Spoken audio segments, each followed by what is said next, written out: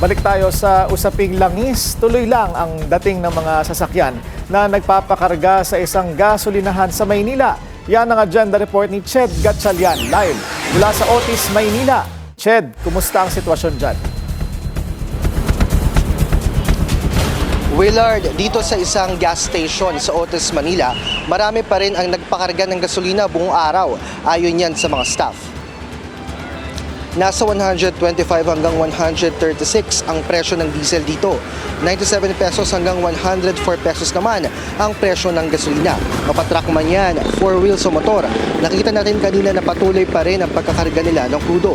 Gayon din sa mga iba pang nadaanan nating gasoline stations dito sa Manila bandang hapon. Kalimitang pila-pila pa rin ang mga sasakyan, lalo na ang mga motor, sa kabila ng panibagong pagtaas ng presyo ng gasolina kahapon. Willard, sa ngayon makita natin medyo nabawasan na yung mga nagpapagasolina dito.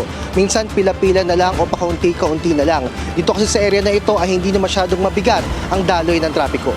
Balik sa iyo, Willard. Maraming salamat. Ched Gatchalian nag-uulat ng live mula sa Otis, Manila. Manatiling nakatutok sa Bilyonaryo News Channel. Sumubaybay sa aming social media accounts at mag-subscribe sa aming YouTube channel para sa mga eksklusibong balita at storya.